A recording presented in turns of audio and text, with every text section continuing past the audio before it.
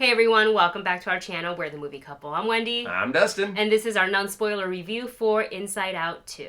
Joy, sadness, anger, fear, and disgust have been running a successful operation by all accounts. However, when a new emotion, anxiety, shows up, they aren't sure how to feel. Inside Out 2, the sequel to the 2015 film, and now fast forward, not really fast forward because I don't think in the movie world it kind of picks up. Yeah, pretty from much. where the first one picks off. 9 years later, that's what's great about animation. 9 years later, you can tell a story that happened just 1 year after the original movie. Exactly. And it was interesting too because where the first movie really kind of went through a rather large period of time for Riley. This one really takes place only over like 3 days, maybe yes. 4 in total. Potentially 4, yeah. So she is essentially just past her 13th birthday. She is officially a teenager now, and as you all saw in the trailer, and as we saw in our trailer reaction, she's experiencing a slew of new emotions that show up, which 4, includes, to be precise. Yes, includes anxiety, embarrassment, ennui, and envy. And boy, do these 4 emotions make all of us kind of go back and think, yep, that's exactly what I was experiencing all through my teenage years, and no wonder all this, it's so relatable. I feel like all of us feel a little like, not so much justified, but really seen, just thinking back to our teenage years and certain ways we behaved or thought. I remember the director of the film talking about, like, because he is also a father of teenagers and teenage daughters. So he had some really good examples to be like, oh my God, I got to put this line in. I wouldn't be surprised if some of the lines that we see in the trailer where Riley is just like, ah! And her mom's like, well, that's a preview of the next 10 years. Yeah. I'm like, the director was probably like, oh my gosh, I've got to put this in there. Yeah, I think there's a lot of parental tone, so I think for parents, this one is definitely for you. So I will say this, the first act, they make it kind of easy for you where you don't have to go into a movie feeling like you need to do your homework. You can if you want to, obviously, but you don't really necessarily need to watch Inside Out 1 to understand fully Inside Out 2. I will say when they were when they were reintroducing the original emotions, it felt a little bit like exposition. But yeah, it in the worked. first one? Yes, but in the first act. Oh, I see what you're saying. Yes, like, but they did it in a really cool way where it matched what Riley was doing and the emotions she was experiencing, so it actually made it work. Otherwise, I think it would have felt too like, oh, you're just reading from a book.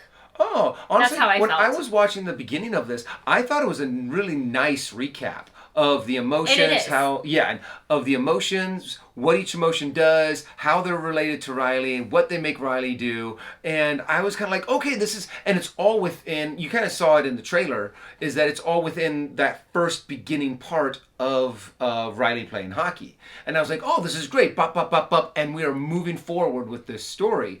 The way that this movie started off, I think it was a really nice, get you hooked, okay, just a quick little review, and now we're heading on. Yes, and we're heading on, and chaos happens when essentially puberty hits, and that's when the new emotions arrive, and it's kind of complete chaos inside headquarters, which I kind of love because, you know, I don't know about for men, but for women, like, our hormones are hitting, right? So there's a lot of, like, I wish they made a joke about emotional roller coasters. I feel like that was a given, like right kind of like off the bat. But in any case, like, it makes sense. The headquarters is a bit of a mess.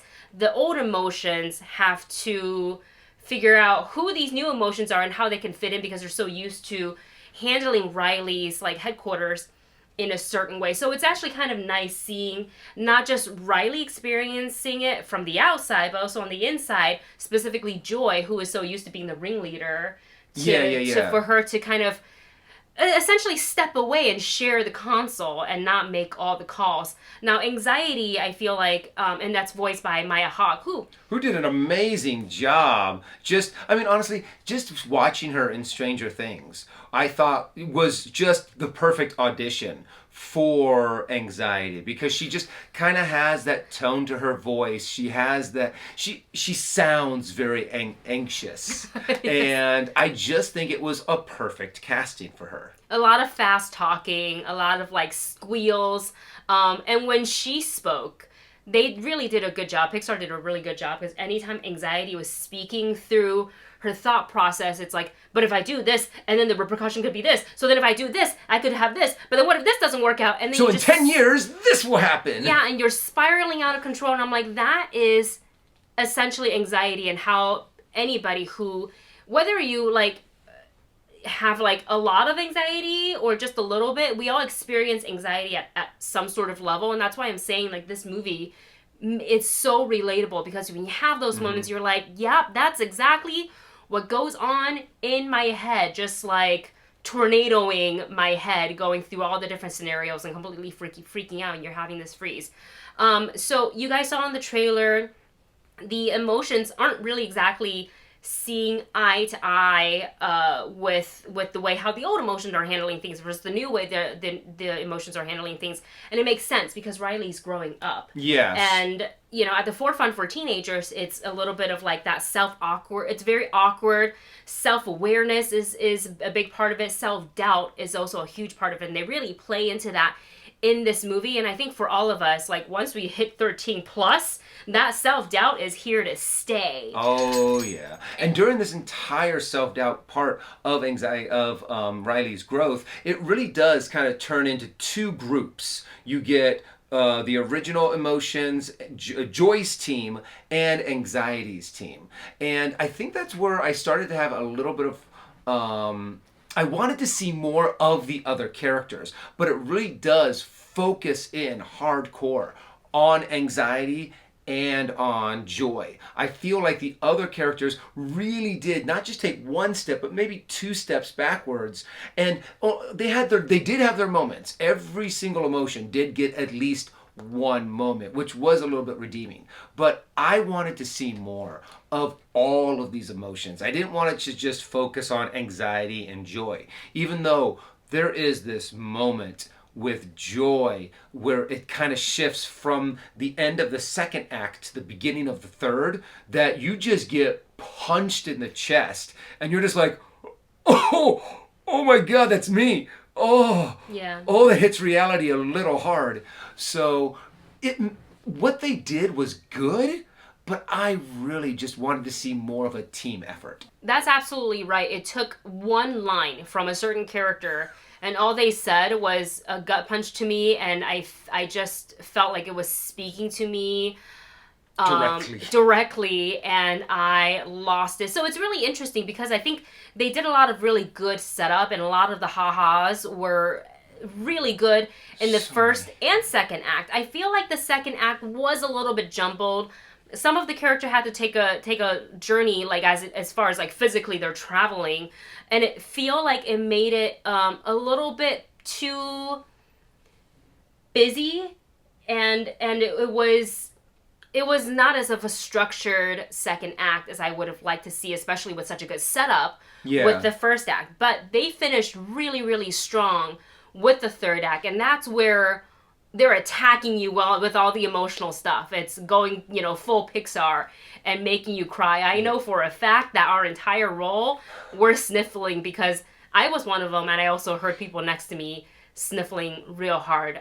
The one thing I have to admit, though, in the second act is when you get some of the most delicious psychological puns throughout the entire movie is in that second act. I mean, you saw it in the trailer, so you got to see the sarcasm. You got to see, I don't want to spoil any other ones, but they were so good, and I just loved how not only do the puns hit funny, but they also, the way that they are perceiving them or animating them, you just go, that makes so much sense on how that emotion or that whatever psychological theory that they're presenting to you would work in an animated film. And with that said, we're going to go ahead and give you our rating for the movie. The movie couple rating, let's list it for you in the video description below. Look, I really enjoyed Inside Out 2. I think it's a really solid follow-up to the 2015 version.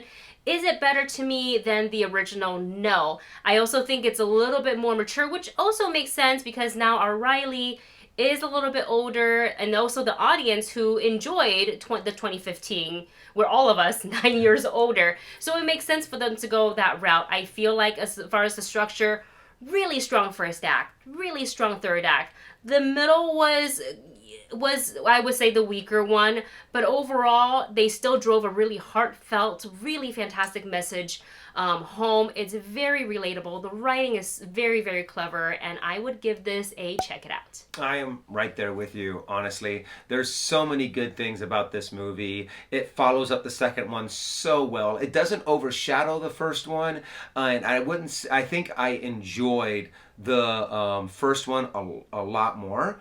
But this one is still enjoyable. This one's still fun. It still has all of the delicious psychological theory puns that I just eat them up. Mm-hmm. I was laughing really hard, and I am going to give it a check it out. And I have one more thing to add, because it was talking about, obviously we're comparing a little bit to the 2015 film.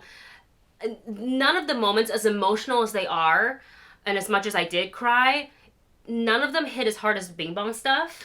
Bing Bong, and yes. When she ran away from home. And I will say, one of the moments got real close, but it didn't quite hit, and I think that is because they were focusing solely on all of I don't know how to say it. Without spoiling it. Yeah, I don't want to spoil anything for you guys. Once you've seen the film, I think you'll understand what I mean. But I think maybe that also suffers from not giving the other side characters or the emotions as much of a spotlight as I think they deserve, especially the original ones, because they have been there from the beginning. And again, I really feel like they took. You're talking about the climax of the movie. Yeah. The tornado. Yeah. That's definitely, and that is definitely one of those parts. That could have been a Bing Bong moment. Yeah. It could have been. It was close. Mm-hmm. Not quite, but they close. They didn't make it. Bing Bong was devastating. Where you're just sitting there and going, no, Bing Bong! And it just did not hit as hard, but it still gave you a good, like, oh my gosh, kind of a moment. I felt it. They're speaking directly to me. Yep. All right, guys. Well, that is our thoughts on Inside Out 2. Let us know your thoughts on the movie once you've seen it in the comment section below. Thank you so much for watching. Don't forget to like, share, and subscribe, and we will see you next time.